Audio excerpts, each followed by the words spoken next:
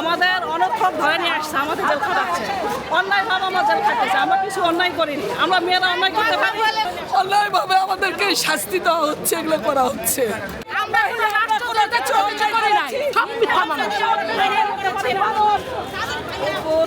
দেখাই ভালো ভিতরে কয়লার মতন, মুখের ভালোবাসা দেখাও অন্তর দিয়া বাসনা, বন্ধু তোমার ভালোবাসার ধরন ভালা না, বন্ধু তোমার ভালোবাসার ধরন ভালা না, নাইবা যদি বাসো ভালো কেন কথা দাও, মিছা কথা কইয়া কেন হৃদয়টা পুরাও।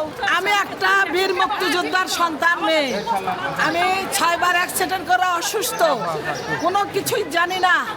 আমি যে একটা হার্টের রোগী, একবার স্ট্রোক করা, তারপরে আমাকে একটা এই রাজশাহী বাড়ি বাগমারা থানা আমাকে নিয়ে এসে একটা মিথ্যা মামলাতে যে হয়রান, আমি যে অসুস্থ সে কথা বলা যাবে না। অন্যায়ভাবে আমাদেরকে শাস্তি দেওয়া হচ্ছে, এগুলো করা হচ্ছে। মিথ্যা মামলায় আমাদের হয়রানি করা হচ্ছে, মিথ্যা মামলায় আমাদের অ্যারেস্ট করে নিয়ে আসছে, মিথ্যা মামলায় আমাদের নারীদেরকে হয়রানি করা হচ্ছে। কেন? 3 বছরের বাচ্চা রেখে আসছি বাসা থেকে।